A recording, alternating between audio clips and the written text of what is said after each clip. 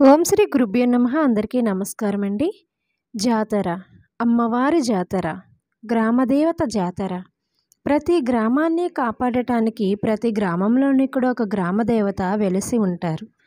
ఆ తల్లి కరుణామయ్యై ఉంటుంది.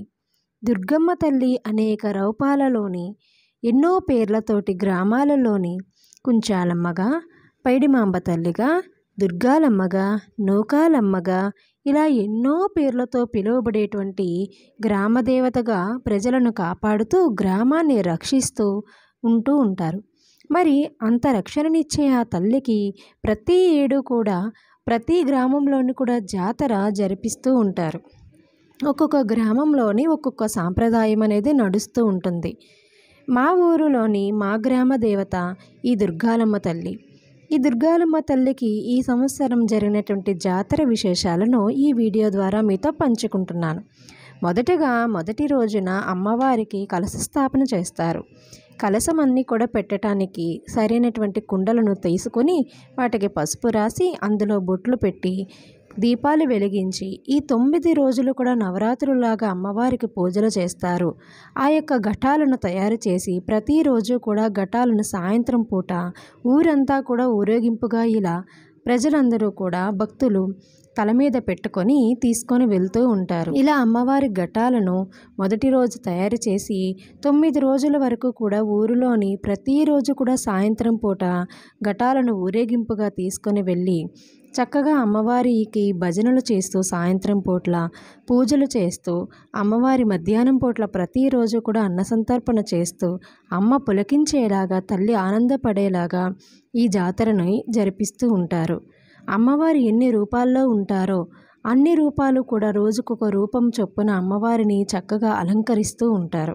పూజలు కూడా ఒకరోజు అమ్మవారికి కుంకుమ పూజని, ఒకరోజు పసుపు కొమ్ములతో పూజని, ఒకరోజు రూపాయి కాయిన్లతో కనక మహాలక్ష్మి పూజని, ఇలా అనేక రకాలైనటువంటి 9 రోజులు కూడా 9 రకాలుగా అమ్మ సంతృప్తి పడేలాగా భక్తులందరూ కూడా వచ్చి చక్కగా పూజలు జరిపిస్తూ ఉంటారు.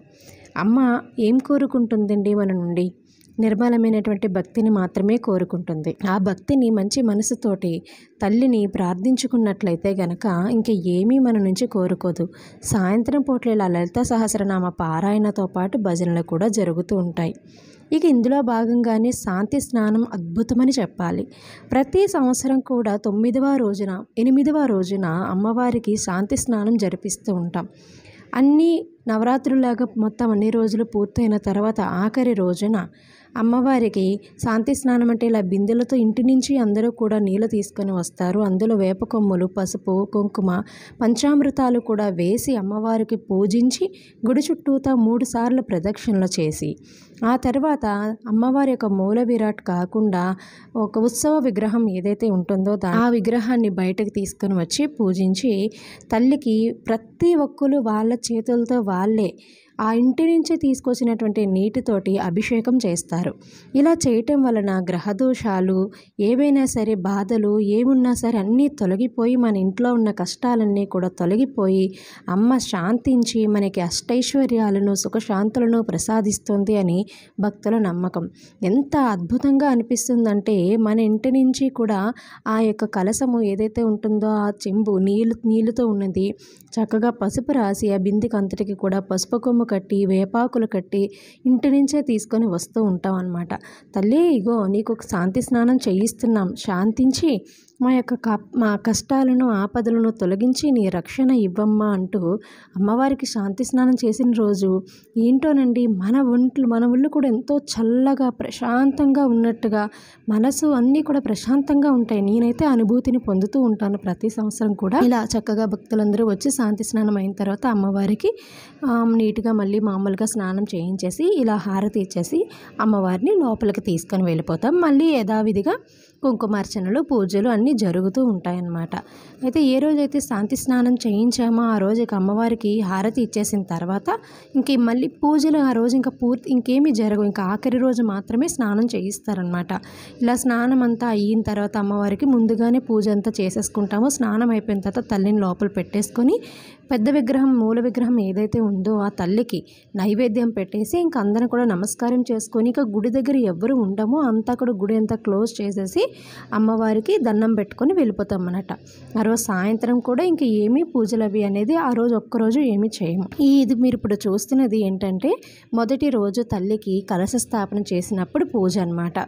ఇలా చక్కగా తల్లికి మనం ఏదైతే సంకల్పించుకుంటున్నామో అమ్మ ఇలా నీకు పూజకు నీ యొక్క జాతర జరిపించడానికి 9 రోజులు దీక్ష పూనుకున్నాము, ఇలా 9 రోజులు నవరాత్రుల్లాగా నీకు పూజించుకుంటాము నిన్ను, 9వ రోజున నీకు ఇలా పూజలన్నీ అయిన తర్వాత మా గొప్ప జాతర జరిపిస్తాం తల్లి, 9వ రోజున పండగ చేస్తామంటూ సంకల్పించుకొని చల్లగా కాపాడమ్మా, మా దోషాలను మా బాధలను అన్నింటినీ కూడా తొలగించు తల్లి, నీ చల్లని చూపు నీ చల్లని రక్షణ మా గ్రామంలో అందరి మీద ఉండాలని కోరుకుంటున్నాం తల్లి అంటూ మొదటి రోజున అమ్మకు సంకల్పం చేసుకొని ప్రార్థించుకుంటాం అన్నమాట.